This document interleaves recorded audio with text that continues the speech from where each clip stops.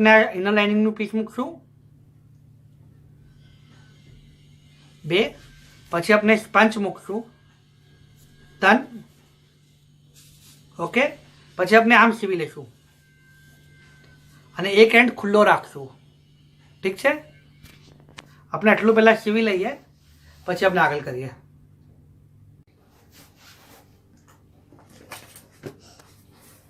આપણે બધું સ્ટિચ કરી લીધું છે. આ 5x9 ના 2 સેટ જો, ઓકે. અને આ 3.5x9 અને 1.5x9 ના 2 પીસ અને આપણે ચેન લગાડી કાઢી છે, ઓકે.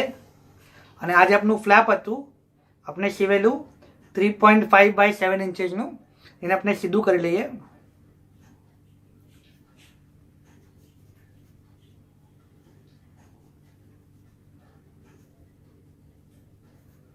ઓકે, આપનું ફ્લેપ આવી ગયું. હવે આપણે આગળ શું કરશું? ફર્સ્ટ એક પાર્ટ લઈએ. આ ચેન પાછળ બાજુ રહેશે, તો આપણે એક પીસ છે 5x9નો, એને આપણે આમ મૂકી દઈશું ઉપર, ઓકે. અને ચારે બાજુ સિલાઈ મારી દઈશું એક પીસને. ઠીક છે.